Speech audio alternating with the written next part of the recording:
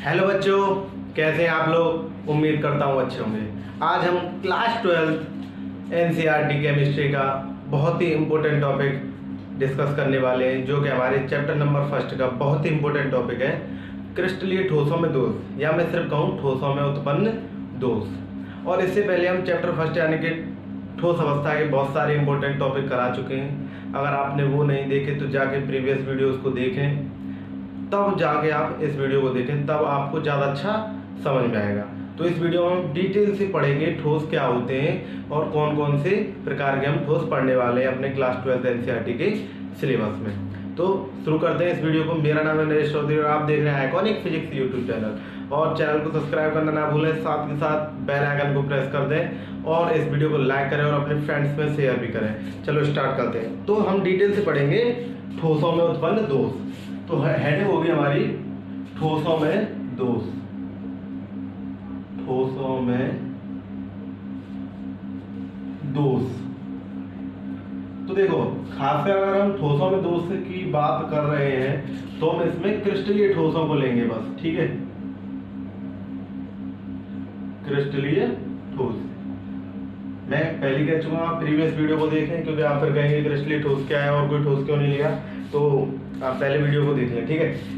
क्रिस्टलीय ठोस, वैसे दो ही प्रकार के ठोस है हमारे पास, एक अक्रिस्टलीय, एक क्रिस्टलीय, ठीक है। और क्रिस्टलीय ठोस ही लेंगे क्योंकि जो हमारा अक्रिस्टलीय ठोस होता है वो ऑलरेडी दोषपूर्ण ही रहता है, ठीक है। अब क्रिस्टलीय ठोसों में क्या होता है आप जानते हैं, परमाणु होते हैं, मैं प्रकार ही बता चुका हूं उनके, ठीक है। अणु होते हैं और आयन होते हैं, ठीक। आज मैं आपको ऐसा बताने वाला हूं, आपको आनंद आ जाएगा ठोस पढ़ के। आपने इससे पहले नहीं पढ़ा होगा ऐसा ठोसों में दोष, ठीक है। दोषों को पढ़ के आनंद आ जाएगा। तो क्रिस्टलीय ठोसों में क्या होते हैं, परमाणु, अणु, आयन। तो इनका जो व्यवस्थापन होता है, वो क्या हो जाए, डिस्टर्ब हो जाए, यानी कि बिगड़ जाए।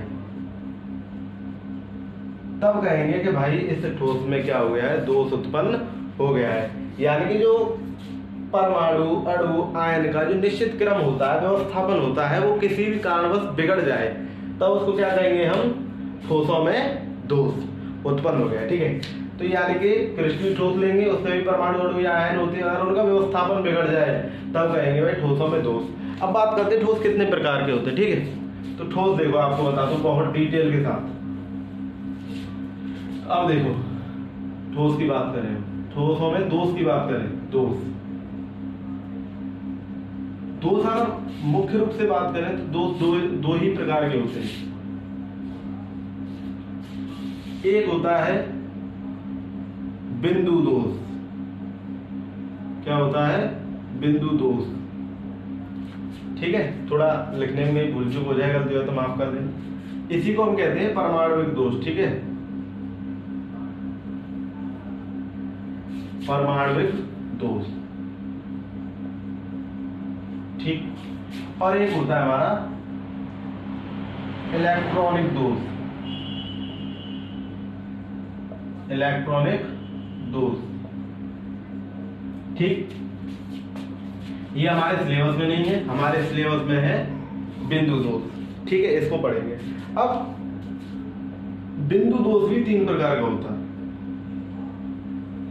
बिंदु दोष भी तीन प्रकार का होता है। एक होता है, ऐसे करके इसी के रूप में चलते हैं, स्टोइकियोमेट्रिक दोष, ठीक। एक होता है तुम्हारा नॉन स्टोइकियोमेट्रिक दोष। और तीसरा होता है अशुद्धि दोष। अशुद्धि दोष, ठीक। यानी कि दोष दो प्रकार के होते हैं मुख्य रूप से, उसमें भी कौन कौन से, बिंदु दोष और इलेक्ट्रॉनिक दोष। इलेक्ट्रॉनिक दोष हमारे सिलेबस में नहीं, हमारे सिलेबस में बिंदु दोष। बिंदु दोष तीन प्रकार के होते हैं, स्टोइकियोमेट्रिक दोष, नॉन स्टोइकियोमेट्रिक दोष और एक होता है अशुद्धि दोष। अब ये स्टोइकोमेट्रिक दोष क्या है? ये देखो दो प्रकार की चीजों पे काम करता है। एक अनआयनिक, यानी इसमें हमें दो प्रकार के यौगिक चाहिए। एक तो अनआयनिक यौगिक, एक होता है आयनिक यौगिक। आयनिक यौगिक, ये क्या होता है? आयनिक यौगिक। आयनिक यौगिक एक होता है अनायनिक यौगिक। इसमें दो प्रकार के होते हैं, ये भी दो प्रकार के, यानी कि इसी के अंदर चार प्रकार के होते हैं, एक दो, ठीक है। दो प्रकार के जो दोष है वो अनायनिक यौगिकों में लगेंगे, और जो दो प्रकार के और आएंगे, तीसरा और चौथा इसी में, वो आयनिक यौगिकों में लगेंगे। तो इसमें एक होता है रिक्तका दोष, डिटेल से बात करूंगा आगे की, ठीक है। रिक्तका दोष, और एक होता है अंतराकाशीय अवकाश दोष, अंतराकाशीय दोष, अंतराकाशीय दोष, ठीक। ये तो हो गए रिक्तका दोष और अंतराकाशीय दोष। कहाँ कहाँ लगेंगे? जहां पर हमारे अनआयनिक यौगिक आएंगे, और आयनिक यौगिक आएंगे वहां कौन कौन से लेंगे? एक लगेगा शॉर्टकी, बहुत फेमस शॉर्टकी दोष, और एक लगेगा तुम्हारा फ्रैंकल दोष, फ्रैंकल दोष। ये क्या होते हैं बाद में बात कर लेंगे, ठीक है। आयनिक यौगिकों में ये दो दोष पाए जाते हैं, ठीक है। अब बात करते हैं हम इसकी। इसमें दो दोष पाए जाते हैं हमारे, कौन कौन से? एक होता है, एक है हमारा धातु अधिकता दोष, धातु अधिकता दोष, और एक होता है हमारा धातु न्यूनता दोष, ठीक। एक होता है धातु अधिकता दोष और एक होता है धातु न्यूनता दोष। क्या होते हैं इनके बारे में हम बाद में डिटेल से बात करेंगे, और अशुद्धि दोष का कोई प्रकार नहीं होता। तो ये हमारा टोटल दोष का क्राइटेरिया क्या क्या होने वाला है। दोष दो प्रकार के, बिंदु दोष जिसको परमाणु दोष कहते हैं, एक होता है इलेक्ट्रॉनिक दोष। इलेक्ट्रॉनिक दोष हमारे सिलेबस में नहीं है, हमारे सिलेबस में बिंदु दोष या परमाणविक दोष, ठीक है। ये तीन प्रकार का होता है, स्टोइकोमेट्रिक दोष, नॉन स्टोइकोमेट्रिक दोष, और हमारा होता है अशुद्धि दोष। ये चार प्रकार के होते हैं, जिनमें दो दोष तो होते हैं अनायनिक यौगिकों में, और दो दोष पाए जाते हैं आयनिक यौगिकों में। कौन कौन से? रिक्तका दोष, अंतराकाशीय दोष, एक होता है शॉर्टकी दोष, और एक होता है फ्रैंकल दोष। ये आयनिक में पाए जाते हैं। ये नॉन स्टोइकोमेट्रिक दोष में दो प्रकार के दोष पाए जाते हैं, धातु अधिकता दोष और धातु न्यूनता दोष। अशुद्धि दोष में कोई दूसरा प्रकार का दोष नहीं पाया जाता, एक स्पेशल दोष है, ठीक है। अब इनके बारे में डिटेल से बात कर लेते हैं। आपको उतारिए पहले फटाफट स्टार्ट को, स्क्रीनशॉट ले लिया करिए, बहुत अच्छा रहेगा, ठीक है। अब चलो, अब एक एक करके बात कर लेते हैं इनकी, ठीक है। मिटा दो। तो इसमें सबसे पहले बात करेंगे हम स्टोइकोमेट्रिक दोष की, ठीक है।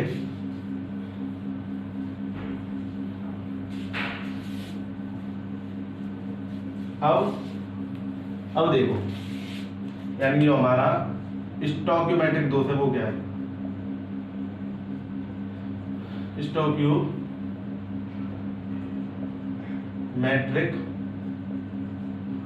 दोष, देखो ये क्या होता है? इस प्रकार के दोष में जो अरेंजमेंट बिगड़ेगा, यानी जो व्यवस्थापन खराब होगा, वो परमाणु हो या कण हो या आयन हो, वो समान संख्या में होंगे। यानी कि अगर सपोज दैट कोई क्रम बिगड़ रहा है, तो ऐसा नहीं है कि एक परमाणु का बिगड़ेगा, तीन परमाणु का बिगड़ेगा, नहीं, समान परमाणु 2 4 6 ऐसे करके समान संख्या में परमाणु का बिगड़ेगा, ठीक है। तो उसमें सबसे पहली बात कर लेते हैं रिक्तका दोष क्या है हमारा। रिक्तका दोष डिटेल से पढ़ेंगे एक एक के बारे में। रिक्तका दोष, अब रिक्तका दोष में क्या होता है? जैसे हमारा ये कोई क्रिस्टलीय ठोस है,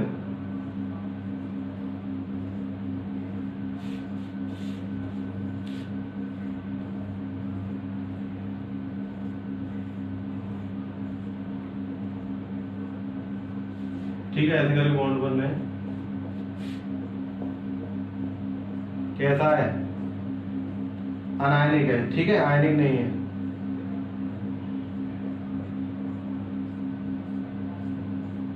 चित्र बना लें साथ ही साथ, ठीक है, बहुत आसान चित्र। अब रिक्तका दोष में क्या होता है?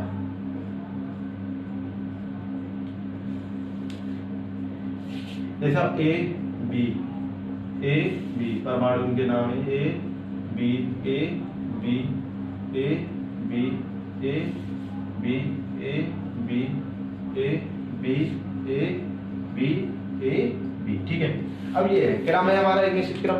अब रिक्त का दोष क्या कहता है कि रिक्त का दोष वह दोष होता है जिसमें विपरीत परमाणु समान संख्या में विपरीत परमाणु, मैंने क्या कहा समान संख्या होगी इसमें, ठीक है, समान संख्या में विपरीत परमाणु अपने इनको क्या कहते हैं जालक बिंदु। ठीक है, पहले कह चुका हूँ, प्रीवियस वीडियो देख के आए तब ज्यादा अच्छे समझ में आएंगे, नहीं देखे हैं तो आप यूट्यूब पे सर्च करें ionic physics solid state chapter number 1, आपको सही वीडियो मिल जाएगा। ठीक है, अब देखो ये क्या है जालक बिंदु, और जालक बिंदु पे ये क्या रखे हुए परमाणु। तो ये दोष क्या कहता है रिक्त का दोष के समान संख्या में विपरीत परमाणु। जैसे अगर एक परमाणु हम ए ले रहे हैं तो एक परमाणु हमें बी लेना होगा, 4 परमाणु हम ए ले रहे हैं तो 4 परमाणु हमें बी लेने होंगे, यानी कि समान संख्या हो और विपरीत परमाणु हो।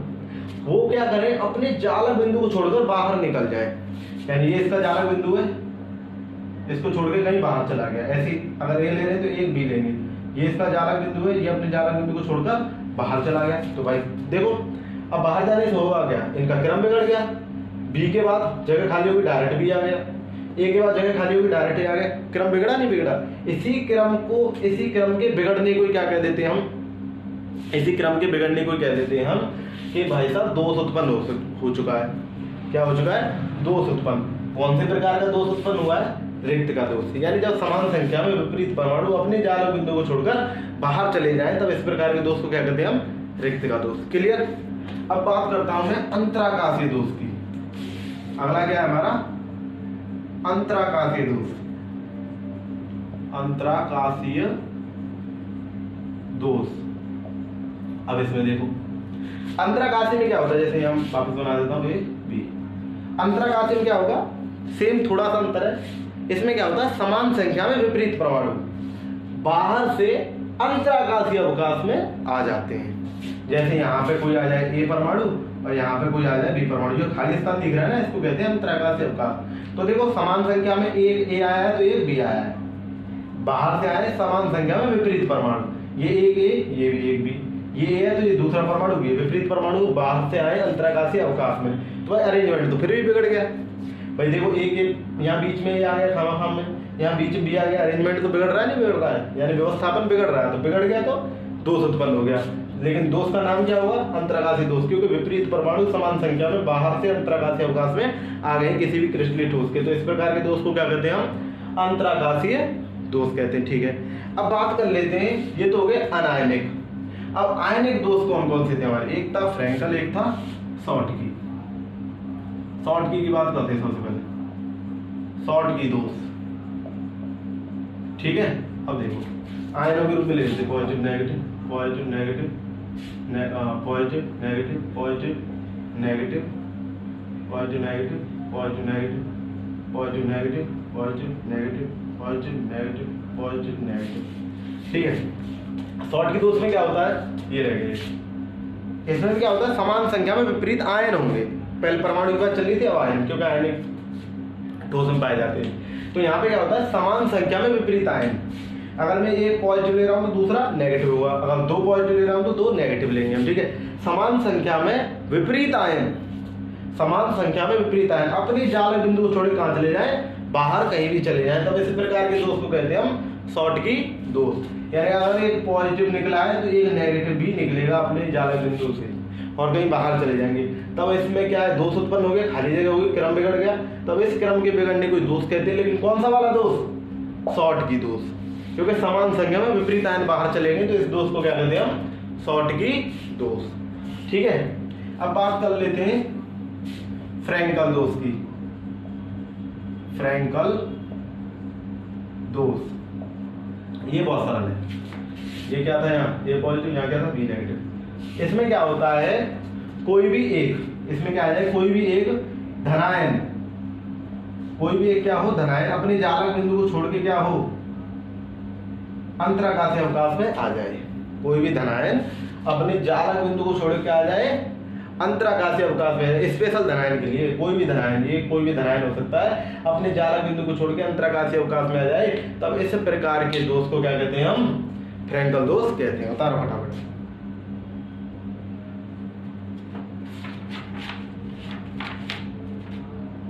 ठीक है, उतार लिया। चलो, ये तो हो गए हमारे स्टोकियोमेट्रिक दोष। ठीक है, अब बात कर लेते हैं नॉन स्टोकियोमेट्रिक। नॉन स्टोकियोमेट्रिक दोष। ये मैंने बताया दो प्रकार के थे। एक था पहला हमारा धातु अधिकता दोष। धातु अधिकता दोष, इसका मतलब क्या है कि जब क्या हो, कोई भी हमारे पास था, ये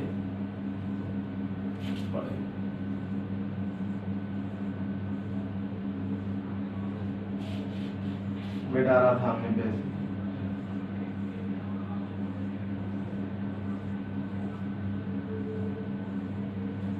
यानी कि मैं क्या कह रहा हूं, ऐसे ही बनाना पड़ेगा। फिर बनाइए आप सभी, हर एक में आपको अलग अलग बनाना है। ठीक है,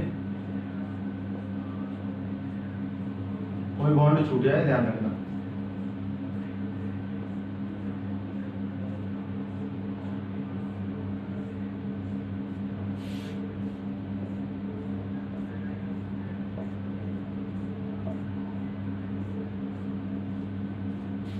ठीक है, ये है। अब इसमें ये पॉजिटिव, ये नेगेटिव, ये पॉजिटिव, ये नेगेटिव, ये नेगेटिव, ये पॉजिटिव, ये negative, positive, negative, positive, negative, positive, negative, positive, negative, positive, negative, positive, negative, positive. ठीक है, अब देखो धातु अधिकता दोष में क्या होता है, इसमें क्या है, हमारी धनायनों की संख्या ऋणायनों से ज्यादा होती है। देखो स्टोकियोमेट्रिक दोष में क्या था कि जो कुछ भी होगा समान संख्या में होगा। नॉन स्टोकियोमेट्रिक में क्या होता है, समान संख्या में नहीं होगा, असमान संख्या में होगा। जरूरी नहीं है विपरीत आयन बराबर ही बराबर हो जाए, कम ज्यादा भी जा सकते हैं, कोई परेशानी वाली बात नहीं है। तो धातु अधिकता दोष कैसा होता है, जब धनायनों की संख्या, यानी कि धनायनों की संख्या किससे ज्यादा हो जाए, ऋणायनों की संख्या से। ये तो मैं धनायन ऋणायन दिखा रहा हूँ। जब धनायनों की संख्या क्या हो जाए, ऋणायनों की संख्या से अधिक हो जाए, तब इस प्रकार के दोष को क्या कहते हैं, धातु अधिकता दोष। जैसे इसमें से सपोज दैट ये हमने क्या कर दिया, अभी तो फिलहाल इसमें देखो जितने धनायन है उतने ही ऋणायन है, जितने ए पॉजिटिव उतने ही बी नेगेटिव है। लेकिन इसमें से अगर मैं बी को कम कर दूं, एक बी नेगेटिव को, तो अब धनायनों की संख्या ज्यादा हुई है और ऋणायनों की संख्या कम हो गई। तो इस प्रकार के दोष को क्या कहते हैं हम, धातु न्यूनता दोष, या धनायन की संख्या ज्यादा हो ऋणायन की संख्या कम हो। और ये दोष कब उत्पन्न होता है, किसी भी ऋणायन के अपने ज्वाला बिंदु से बाहर जाने पर उत्पन्न होता है। लेकिन अब एक बात देखो, उसमें तो क्या संतुलित रहता था, ध्यान हो तो विपरीत संख्या में जो हम स्टोकियोमेट्रिक दोष पढ़ रहे थे उसमें तो हम विपरीत संख्या में लेते थे। जितने भी आयन थे धनायन ऋणायन, जितने धनायन जाएंगे उतने ऋणायन, जितने ए परमाणु जाएगा उतने बी परमाणु, कोई दिक्कत वाली बात थी ही नहीं, क्योंकि उदासीन बना रहता था, क्योंकि समान संख्या में जा रहे विपरीत आयन या विपरीत परमाणु। लेकिन इसमें जो हमारा स्थायित्व है वो खतरे में, क्योंकि देखो अब धनायनों की संख्या ज्यादा होगी, ऋणायनों की संख्या कम होगी, ये तो गलत हो जाएगा। अब ये अस्थायी हो जाएगा, स्थायी नहीं रहेगा। तो इसके स्थायित्व बनाने के लिए क्या होता है, ये क्या बन गई है, फिलहाल ये खाली स्थान है तो इसको कहते हैं रिक्ति। क्या कहते हैं इसको, रिक्ति। अब यही रिक्ति में कोई एक इलेक्ट्रॉन आए, रिक्ति में क्या आ जाए, कोई एक इलेक्ट्रॉन आ जाए, यानी कि अब देखो जितने धनायन है उतने ही ऋणायन हो गए, यानी कोई भी रिक्ति एक इलेक्ट्रॉन द्वारा पूर्ण हो जाए, तब क्या हो जाएगा, उदासीन बन जाएगी, जितने धनायन उतने ऋणायन। लेकिन जब कोई रिक्ति एक इलेक्ट्रॉन द्वारा पूर्ण हो जाती है तो उसको कहते हैं हम एफ केंद्र। क्या कहते हैं हम, एफ केंद्र। यानी कि एफ केंद्र की परिभाषा में लिख सकते हैं, जब कोई रिक्ति एक इलेक्ट्रॉन द्वारा पूर्ण हो जाती है तब इसे हम एफ केंद्र कहते हैं। अब एफ केंद्र का कार्य क्या है, क्यों आया ये फालतू में एफ केंद्र। एफ केंद्र का काम क्या है, जो आयनिक ठोस होते हैं हमारे, जो आयनिक ठोस हैं उनमें रंग उत्पन्न करता है हमारा जो एफ केंद्र है। अगर आपने NaCl को धूप में छोड़ दिया तो उसका रंग पड़ जाता है पीला। कारण बताऊं तो क्या कारण है उसका, एफ केंद्र। अगर मैं ICl की बात करूं, इसका रंग पड़ जाता है बैंगनी। कारण की बात करूं तो कारण है F केंद्र। आयनिक, अगर आपसे पूछे कोई 1-2 नंबर में क्वेश्चन कि आयनिक ठोसों में रंग क्यों उत्पन्न होते हैं और इसका कारण क्या है, तो आप बताएंगे F केंद्र के कारण उसमें रंग उत्पन्न होते हैं। ठीक है, और F केंद्र भी पूछने गया आप बता देंगे जब कोई रिक्ति एक इलेक्ट्रॉन द्वारा पूर्ण हो जाती है तो उसको क्या कहते हैं, F केंद्र। ये तो हो गया हमारा धातु अधिकता दोष, जो कि बहुत इंपॉर्टेंट है। कैसे होता है, जब धनायनों की संख्या ऋणायनों से ज्यादा हो जाए, जो कि एक ऋणायन के जालक बिंदु से बाहर जाने पर उत्पन्न होती है। अगर वो बाहर चला गया तो खाली स्थान रह गया है, तो हमारा जो ठोस है वो अस्थायी हो गया है। तो स्थायित्व बनाए रखने के लिए, क्योंकि स्थायी होना जरूरी है, तो स्थायित्व बनाने के लिए वो एक रिक्ति रहती है, उसमें एक इलेक्ट्रॉन आ जाता है। ठीक है, अब एक इलेक्ट्रॉन आ गया तो वहां वो व्यवस्था कहलाती है F केंद्र, जिसके कारण रंग उत्पन्न होते हैं। NaCl पीला पड़ता है तो F केंद्र का, ICl पीला पड़ता है, बैंगनी पड़ता है तो किसी कारण F केंद्र के कारण। ठीक है, आगे बात करें अब बात कर लेते हैं धातु न्यूनता दोष। धातु न्यूनता दोष, तो देखो वहां क्या था, धनायनों की संख्या ज्यादा थी, यहाँ क्या हो जाएगा, ऋणायनों की संख्या धनायनों से ज्यादा हो जाएगी। ठीक है, यहाँ क्या हो जाएगा, ऋणायनों की संख्या धनायनों से ज्यादा हो जाएगी। तो होगा क्या, यहाँ क्या होगा, वहां क्या चला गया था भाई साहब, एक ऋणावेश बाहर चला गया था, यहाँ चला जाएगा एक धनावेश बाहर। अब जब धनावेश बाहर चला जाएगा, जब धनावेश बाहर चला गया तो क्या होगा, ये भी फिर अस्थायी की स्थिति में आ गया। लेकिन इस प्रकार के दोषों क्या कहेंगे, धातु न्यूनता दोष, जहां धनायनों की संख्या ऋणायनों की संख्या से कम हो, या मैं कहूँ ऋणायनों की संख्या धनायनों की संख्या से ज्यादा हो, तो ऐसे दोषों क्या कहते हैं, धातु न्यूनता दोष। ये दोष कब उत्पन्न होता है, जब कोई धनावेश अपने जालक बिंदु को छोड़कर बाहर चला जाए। अब उसके बाद बाहर चला गया तो अब ये अस्थायी हो गया। स्थायित्व बनाने के लिए क्या होता है, इस दोष में स्पेशली, इस दोष में क्या होता है, कोई भी तुम्हें यहाँ दिखाई दे रहा है, देखो अब यहाँ गौर से देखो, ऋणायन ज्यादा है हमारे और धनायन कम है, दिखाई दे रहा है, या ऐसे लिख लो, ये लिखना है यहाँ पर, जो ऋणायन है वो ज्यादा है धनायनों से। ठीक है, तो अस्थायी जब तक ये बराबर नहीं होंगे, जब तक स्थायी हो नहीं सकता। तो हम ये करते क्या है, इसके चारों ओर हमें जो पॉजिटिव दिखाई दे रहा है, इसमें से कोई भी पॉजिटिव यानी कोई भी धनावेश एक अतिरिक्त इलेक्ट्रॉन त्याग देता है। एक क्या कर देता है, अतिरिक्त इलेक्ट्रॉन त्याग देता है, कोई भी इनमें से कोई भी धनावेश। ठीक, जब कोई भी धनावेश इलेक्ट्रॉन त्यागेगा तो उस पर क्या हो जाएगा, पॉजिटिव चार्ज आ जाएगा, नहीं आ जाएगा। अब देख लो, यहाँ का जो पॉजिटिव था ये समझ लो यहाँ आ गया, तो टोटल अब क्या होगा, पॉजिटिव जितने हैं नेगेटिव भी उतने ही होंगे।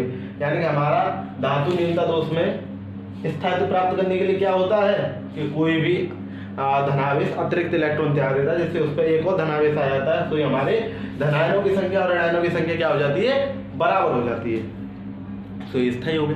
और धातु अधिकता दोष में क्या होता था कि एक इलेक्ट्रॉन ले लिया करता था, वहां F केंद्र बन जाता था। यहाँ पे क्या है, एक अतिरिक्त इलेक्ट्रॉन ले लेता है, अतिरिक्त इलेक्ट्रॉन त्याग देता है, और एक आवेश ले लेता है अतिरिक्त पॉजिटिव, जिसके कारण क्या होता है, दोनों पॉजिटिव और नेगेटिव बराबर हो जाते हैं और हमारा जो ठोस होता है क्रिस्टलीय ठोस वो स्थायी होता है। क्लियर, दोनों हो गए हमारे क्लियर, धातु अधिकता दोष, धातु न्यूनता दोष, जो कि बहुत इंपॉर्टेंट है। ठीक है, अब एक रह गया बस तीसरे नंबर का, क्या था वो, अशुद्धि दोष। क्या था हमारा, अशुद्धि दोष, सी, अशुद्धि दोष, अशुद्धि दोष। तो ये तो बहुत आसान है, यानी कि कोई भी मेथड लगा के, कोई भी तरीका लगा के हम किसी भी क्रिस्टलीय ठोस के, चलो यहाँ थोड़ा अलग लेते हैं कुछ, Na positive Cl negative, NaCl ले लेते हैं। ठीक है, हम फॉर एग्जांपल NaCl, यहाँ Na positive Cl negative, Na positive, थोड़ा मिस्टेक हो गया, सही कर लेना, B नेगेटिव था। ठीक है, Cl negative, Na positive, Cl negative, Na positive, Cl negative, Na positive, Cl negative, Na positive, Cl negative, Na positive, Cl negative, Na positive, Cl negative, Na positive, Cl negative. अब ये दोष क्या है, जैसे हमने फॉर एग्जांपल क्या लिया, NaCl, for example क्या लिया हमने, NaCl। ठीक है, अब अशुद्धि दोष में क्या है, कोई भी तरीका लगा के हम इसका जो निश्चित क्रम है उसको बिगाड़ दो, कोई बाहर से अशुद्धि डाल के इसके जो निश्चित क्रम है, जो हमें क्रम दिखाई दे रहा है, के बाद Cl Cl के बाद इस क्रम को हम बिगाड़ दें, तब उस प्रकार के दोष को क्या कहेंगे? अशुद्धि दोष। फॉर एग्जाम्पल मैंने NaCl में क्या मिला दिया? स्ट्रोंशियम क्लोराइड, SrCl2 मिला दिया, ठीक है। तो यहाँ होगा क्या? इसको मिलाने से हुआ क्या? ये क्या करता है SrCl2 में Sr डबल पॉजिटिव, Sr क्या करता है? Sr double positive. ये क्या करता है इस प्रकार के दोष में? 2 Na प्लस को, 2 Na पॉजिटिव को अपनी जालक बिंदु से हटा देता है और उनके किसी एक जगह पे खुद आ जाता है। इससे क्या होता है? देखो क्रम भी बिगड़ गया और स्थायित्व भी बना हुआ है। क्रम तो बिगड़ गया तो दोष उत्पन्न हो गया, जिसको कहेंगे हम अशुद्धि दोष, क्योंकि बाहर से डाला है हमने। और अब स्थायित्व की बात करें, स्थायित्व पूरा पूरा, क्योंकि 2 पॉजिटिव गए हैं और 2 Sr पॉजिटिव ही हमारे पास आ गए हैं। यानी जब NaCl में हम SrCl2 को मिलाते हैं तो जो Sr डबल पॉजिटिव है, इसको तोड़ेंगे तो Sr डबल पॉजिटिव, तो जो Sr डबल पॉजिटिव है वो 2 Na पॉजिटिव को अपने जालक बिंदुओं से हटा देता है और किसी एक स्थान पर स्वयं बैठ जाता है। इस प्रकार के दोष को क्या कह देते हैं हम? अशुद्धि दोष। अब अशुद्धि दोष है, देखो क्रम बिगड़ गया, ये जगह खाली, लेकिन स्थायित्व की बात करें तो स्थायित्व बना हुआ है, बरकरार है इसका, क्योंकि 2 पॉजिटिव ही गए थे और 2 पॉजिटिव थे वापस आ गए। क्लियर? उतार लो, स्क्रीनशॉट ले लिया करो, ठीक है। अब देखो जो ठोसों में दोष होते हैं मैंने आपको बहुत ही डिटेल से करा दिया, शायद ही आपको कोई करा पाएगा, ठीक है। एक एक दोष को कैसे क्या जो हो सकता है वो सब मैंने आपको करा दिया है। आपको अगर नहीं समझ आया एक बार वीडियो को दोबारा पॉज करें और स्टार्ट करें, तब देखें और कोशिश करें कि एक ही बार में समझने की, कि टाइम ज़्यादा आपका बर्बाद ना हो, क्योंकि पेपर पास में है। तो मैंने बहुत ही सरल तरीका से अगर आप भाषा की बात करें तो भाषा जब मैं बोला करूँ आप तब लिख लिया करें, यानी कि थ्योरी की बात करें तो आपसे एक रिक्वेस्ट है कि चैनल को सब्सक्राइब कर लें और साथ ही साथ बेल आइकन को प्रेस कर लें, जैसे नई वीडियो आए तो आपके पास सबसे पहले नोटिफिकेशन पहुंच जाए। और वीडियो को लाइक कर दें और साथ ही साथ अपने फ्रेंड्स में शेयर भी कर दें। और एक और बात, पढ़ाई करते रहें। All the very best.